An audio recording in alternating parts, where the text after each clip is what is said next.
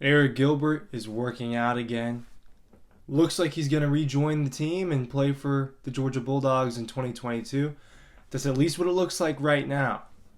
So we're projecting him as part of the offense.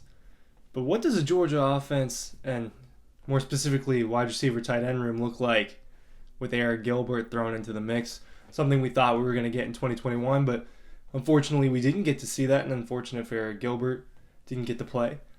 But 2022, that's not out of the question for what I think is going to be a really good offense again. Ryan Kelly from Dog Post here, bringing you all the details on Georgia's offense and some information about what Arik Gilbert could look like. And before we get into that, you're going to want to check this out with a lot of offensive players and guys like that we're going to talk about today in Lab McConkey. DAWGSTRUCTION, check it out, link below. Really cool book, you're not going to miss it.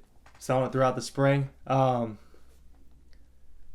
got a lot of weapons for Georgia, lots of weapons for Georgia.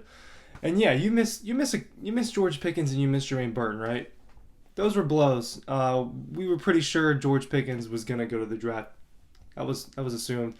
Jermaine Burton transferring to Alabama, not as certain, but it happened.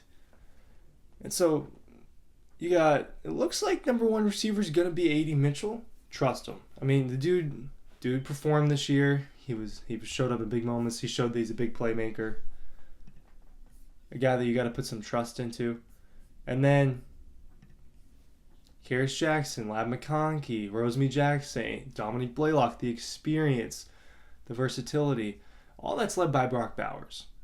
Brock Bowers is your number one weapon on offense. And you got Darnell Washington at tight end.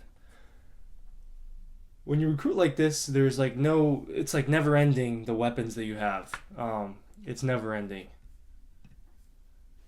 So where would Arik Gilbert fit into that mix? He could play both tight end and wide receiver. I imagine that they're going to mix him up. Not exactly the way they mixed up Brock Bowers, but kind of similar where he could play both.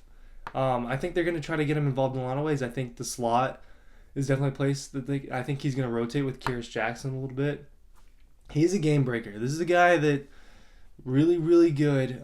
If he plays like he did in high school, which that doesn't happen for every prospect, but if he plays like he did in high school, it's going to be hard to stop an offense that has Brock Bowers, Darnell Washington, and Arik Gilbert out there at the same time. I mean, that's not a fun offense to stop. I mean, he's 6'5", 6'6". I don't know exactly what his weight is, but that's his height, and he can run, he can catch, he can block if he needs to. He can make the routes. I mean, he's very similar to Brock Bowers.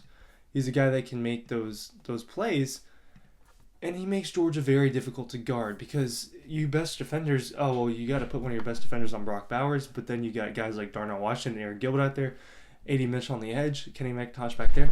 It becomes a who do we guard?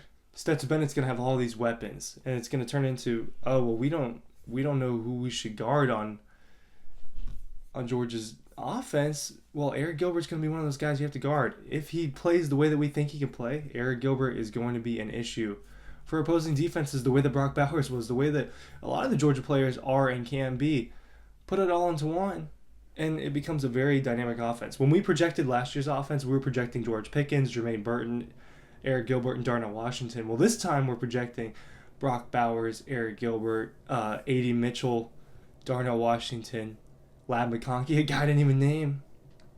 Georgia's offense can be really special.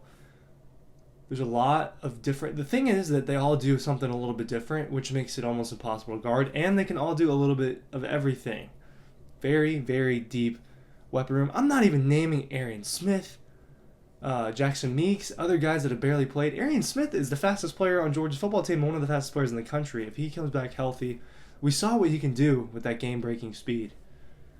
Georgia's offense is going to put up big numbers again. And in the area of college football that we're in, they might have to. But putting up 40 a game, very, very doable with the guys I'm reading off to you right now. Very doable. DawgPost.com.